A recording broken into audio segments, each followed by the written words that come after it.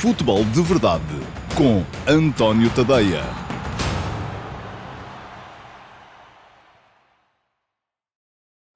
Olá a todos e sejam muito bem-vindos ao Futebol de Verdade Flash para o Vitória Sport Clube 0, Futebol Clube do Porto 1. Um jogo seguro, com poucas situações de golo, de parte a parte, muito faltoso e muitas vezes interrompido, valeu ao Futebol Clube do Porto uma vitória justa, a ganhar avanço sobre o Vitória Sport Clube na luta pela segunda vaga na final da Taça de Portugal. Mesmo privados do seu guarda-redes titular, Diogo Costa, que tinha sido instrumental no sucesso em Guimarães a contar para a Liga, mas que hoje estava castigado, os Dragões aproveitaram a falta de balanço ofensivo de uma equipa vitoriana que só tentou o primeiro remate ao 7º minuto de descontos da primeira parte e que em todo o desafio só acertou uma vez entre os postos de Cláudio Ramos. Mesmo sem grande inspiração ofensiva, que se refletiu no índice de golos esperados final de apenas 1,0, perfeitamente em linha com o golo marcado por PP, invulgarmente de cabeça, e com a colaboração involuntária do regressado Bruno Varela, que deixou fugir uma bola que parecia fácil, o Futebol do Porto foi quase sempre a melhor equipa sobre o relvado. A exceção terão sido os 20 minutos que se sucederam ao golo da vitória, nos quais os minhotos subiram as suas linhas e foram até em busca do empate. Sem o filho Francisco, também a cumprir um jogo de suspensão por causa do cartão vermelho no Estoril, Sérgio Conceição chamou Gonçalo Borges a ocupar a vaga na direita do ataque, ganhando ali um extremo mais vertical e aberto, o que levou depois a substituir também João Mário por Jorge Sanches, um lateral mais dado a movimentos interiores. No futebol do Futebol Clube do Porto eram os movimentos de apoio de Evanilson a ligar nas entrelinhas com PP e Nico Gonzalez que pareciam mais promissores. Mas a verdade é que entre um remate de Galeno, aos 3 minutos, no seguimento de um livre lateral, e um par de tiros de Galeno outra vez e Nico Gonzalez, ambos interceptados aos 43, praticamente não aconteceu nada digno de registro. O Vitória fechava-se num 5-4-1 muito baixo no campo e sentia a falta da ligação atacante que tinha com André Silva, entretanto transferido e substituído por Nelson Oliveira, um ponta de lança mais clássico e a pedir uma equipa globalmente mais subida. Em toda a primeira parte, o Vitória só chegou uma vez, perto das redes de Cláudio Ramos, no remate de João Mendes, ao lado, aos 45 mais 7. Antes, aos 45 mais 3, num cabeceamento de Nico, de boa posição, mas que passou sobre a barra após cruzamento de Sanches, o Futebol do Porto já estivera perto de abrir o ativo. O lance do golo, já na segunda parte, foi muito parecido com este, com um cruzamento a procurar o espaço entre o central de fora e o lateral do lado contrário, mas desta vez feito pelo próprio Nico e finalizado por PP, que apareceu à vontade para cabecear no espaço entre Mangas e Tomás Ribeiro, que Evanilson tinha aberto com uma movimentação. O golpe de cabeça saiu à figura de Bruno Varela, mas o guarda-redes vimaranense, que hoje regressou após um longo afastamento por lesão, deixou escapar a bola para dentro da baliza. Com o golo, o Vitória subiu as linhas e teve 20 minutos de ascendente. Foi nessa altura que fez de enfiada 5 dos seus 7 remates, mas nenhum foi particularmente perigoso, pois a equipa de Álvaro Pacheco sofria para chegar aos últimos metros e visava as redes muito de longe. Ao todo, os vitorianos acabaram com um índice de golos esperados de apenas 0,2 e 8 ações na área adversária. Muito pouco para quem queria tirar algo do desafio antes de ir jogar a segunda mão da meia-final ao Dragão. E se parecia apenas tentado assegurar a vantagem ante um ataque tão inofensivo, o Futebol do Porto ainda encontrou nas substituições razões para um novo fogo que podia bem ter-lhe dado o 2-0 e uma vantagem mais tranquila. Romário Baró, aos 85 minutos, e Ivan Jaime, aos 90 mais 1, permitiram a Bruno Varela redimir-se do erro que deu o golo com 2 belas defesas pela linha de fundo. Pelo meio, num contra-ataque que seguiu a um canto e que foi facilitado por uma escorregadela do João Mário, Caio César desperdiçou com uma finta a mais a chance de deixar Nuno Santos na cara do guarda-redes. Ganhou bem o Futebol Clube do Porto porque foi a melhor equipa no campo. Não garantiu ainda a presença no Jamor porque há sempre a possibilidade de, antes da ida ao Dragão, o Vitória se lembrar do que é atacar.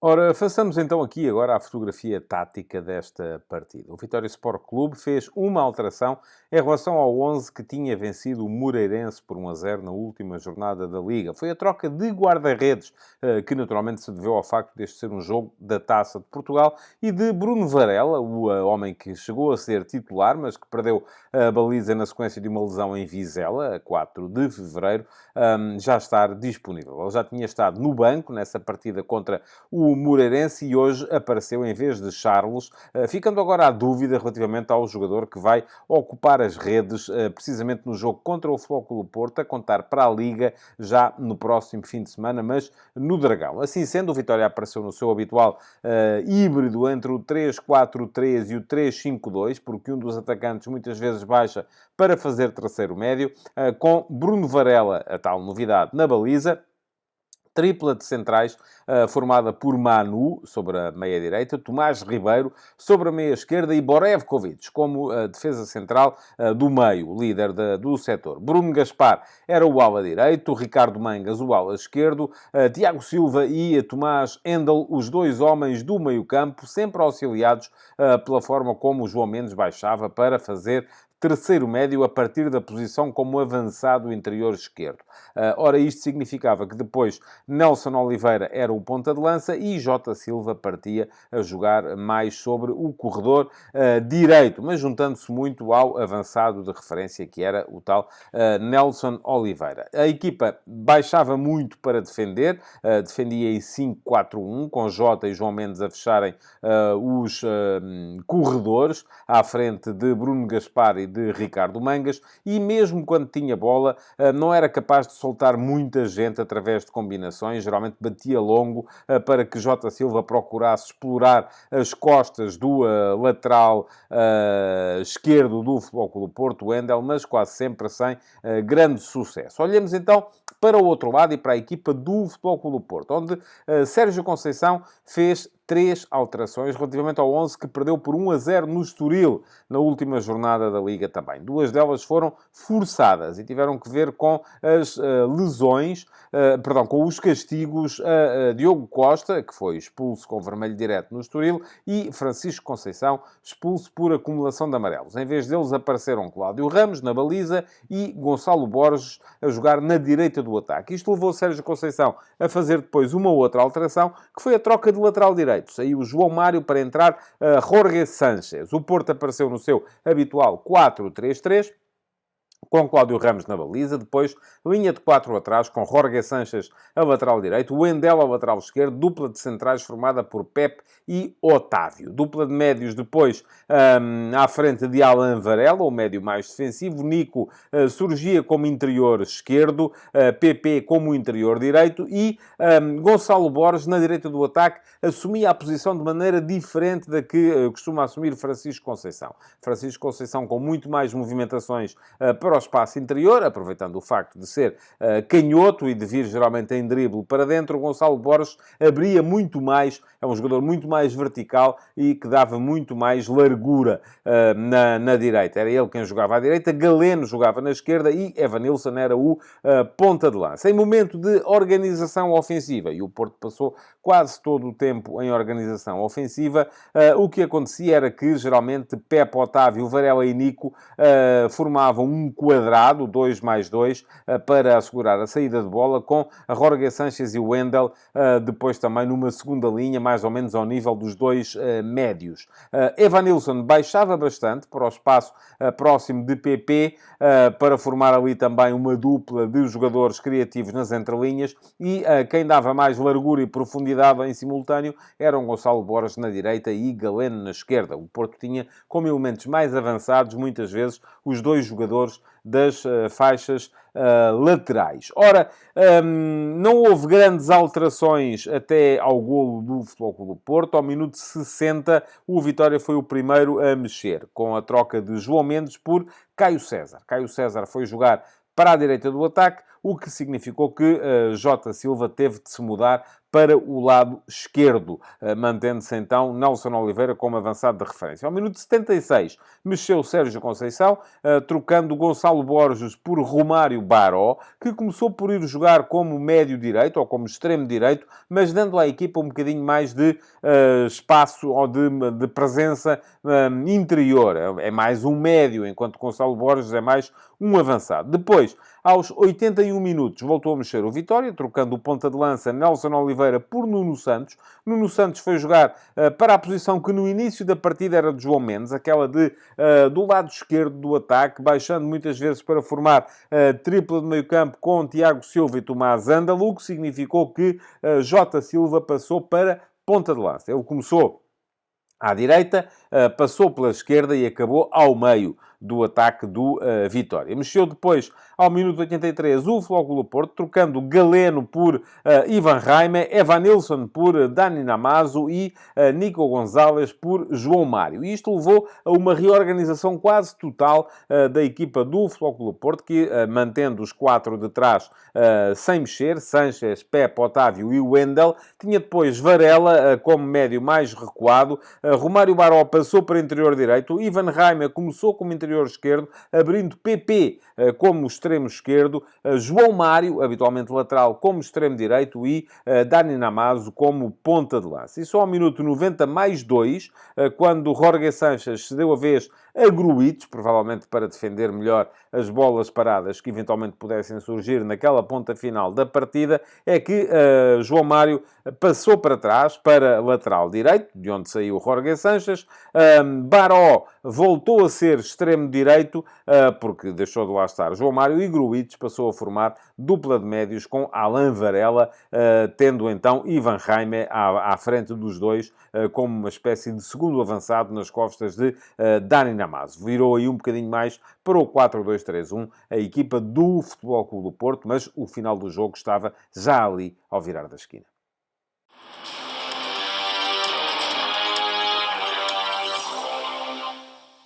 De um jogo que teve 41 faltas e necessariamente pouco tempo útil, porque estava constantemente a ser interrompido, houve muitos choques potenciados pelas duas equipas, é normal que não tenha havido exibições absolutamente extraordinárias. Assim sendo, deixem-me só destacar 3 nomes na equipa do Vitória. O Tiago Silva, porque ainda assim foi dando algum volume à equipa, procurando transportar a equipa para a frente, mas ela de facto tinha dificuldades em subir, e sobretudo os dois laterais, que Bruno Gaspar, até melhor do que Ricardo Mangas, que iam dando também à equipa a possibilidade de crescer através dos corredores para chegar a situações que lhe permitissem finalizar próximo da baliza do Flóculo Porto. Foram os 3 melhores elementos da equipa de Álvaro Pacheco. Do outro lado, não houve grande exigência no plano defensivo, já se percebe, porque a equipa do Vitória pouco atacou.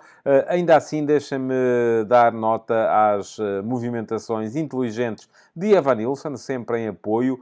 Não foi um jogador muito perigoso em termos ofensivos, em termos de ações que ele próprio tenha protagonizado, mas baixou muitas vezes para conseguir ligar o jogo com os 2 médios, que foram, do meu ponto de vista, os 2 melhores jogadores da equipa do Futebol Clube do Porto.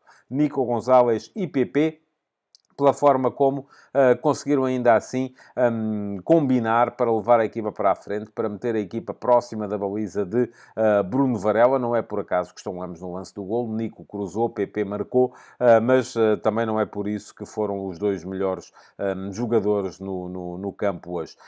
Se tiver de destacar um, e tenho, para lhe chamar o herói do jogo, opto por destacar Nico Gonzalez, o mais esclarecido de todos os jogadores que estiveram em campo na partida de hoje. É ele o herói desta partida.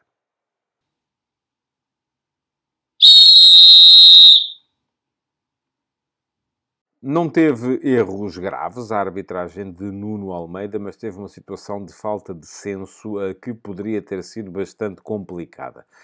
Ao minuto 15, há um choque brutal de cabeças entre Jorge Sanches e Ricardo Mangas. Ficam ambos pelo chão. A bola estava na zona de meio campo e Nuno Almeida optou por deixar prosseguir a jogada, que acabou por desembocar num ataque do Flóculo do Porto, sem perigo para a baliza de Bruno Varela, e só depois foi lá atrás ver o que é que se tinha passado, e a situação poderia ter sido grave. Aliás, prova disso é que o jogo esteve 9 minutos parado nessa altura, entre o minuto 14 e o minuto 23, sim, deve contar-se, minuto 15 e minuto 24, não se jogou para que os jogadores fossem estancadas as hemorragias e para que fosse avaliada da situação em que deles poderem ou não continuar em jogo. Impunha-se ali, obviamente, ter interrompido a partida imediatamente. É isso que manda o protocolo e era isso que devia ter feito Nuno Almeida. De resto, pareceu-me que foi curta a forma como compensou na primeira parte, porque deu 9 minutos de compensação e 9 minutos teve o jogo parado para ser prestada assistência a Sanches e Mangas nessa situação. Já no início da partida, o jogo tinha estado parado por um par de minutos para para ser assistido Evanilson também, na sequência de uma pisão de Borevkovic, que, portanto, terá ficado algum tempo por jogar na primeira parte. De resto, esteve bem Nuno Almeida nas situações limite que teve de enfrentar. Ao minuto 45 mais um, numa bola dividida, Gonçalo Borges tira a bola da frente de Bruno Varela, já dentro da área, e choca com o guarda-redes do Vitória. O guarda-redes já lá estava, não se movimentou na direção do avançado do Futebol Clube do Porto, portanto, foi uma situação de choque, não havia lugar à marcação de penalti, e da mesma forma não o assinalou Nuno Almeida, nem foi chamado por André Narciso para ir ver as imagens, porque tal não se impunha. Também sem penalti, uma bola que bateu ali entre o antebraço e o abdômen de Borevkovic dentro da área do Vitória, ao minuto 45 mais 10, da mesma forma que também não havia razão para grande penalidade num encosto de Jorge Sánchez em cima de Jota Silva, ao minuto 65, que o atacante do Vitória aproveitou para se deixar cair na área do Futebol Clube do Porto. Por fim, minuto 71, mostrou Nuno Almeida um cartão amarelo a Borevkovic por cortar com a mão um contra-ataque do Futebol Clube do Porto. A bola estava a ser jogada por Evanilson, que a passou sobre o central do Vitória e se preparava para ir recolher atrás da linha defensiva vitoriana. Borevkovic era o último homem, só que não se verificavam aqui os 4 critérios necessários para que uma falta cometida por um jogador que é o último homem seja punida com cartão vermelho. E são eles a saber o facto de ele ser da bola ir em direção à baliza, e Evanilson ia, de haver uma boa probabilidade de o jogador atacante controlar a bola, e havia, também acontecia isso, de não haver nenhum jogador da sua própria equipa em condições de cortar ou de fazer a dobra, e de facto não havia, e de a distância para a baliza ser curta. Ora, era aqui que não se verificou, foi este último critério que não se verificou, porque a bola estava ainda a meio do meio-campo do Vitória e, portanto, estava longe de poder ser uma situação de cartão vermelho por impedir uma claríssima oportunidade de golo. Portanto, resolveu Nuno Almeida, e bem, com cartão amarelo. Acabou por ser uma boa arbitragem do Nuno Almeida, apenas com aquele senão de não ter interrompido, como devia tê-lo feito, para ser verificada a situação de Jorge Sánchez e Ricardo Mangas ao minuto 15, quando chocaram violentamente, cabeça com cabeça. Futebol de Verdade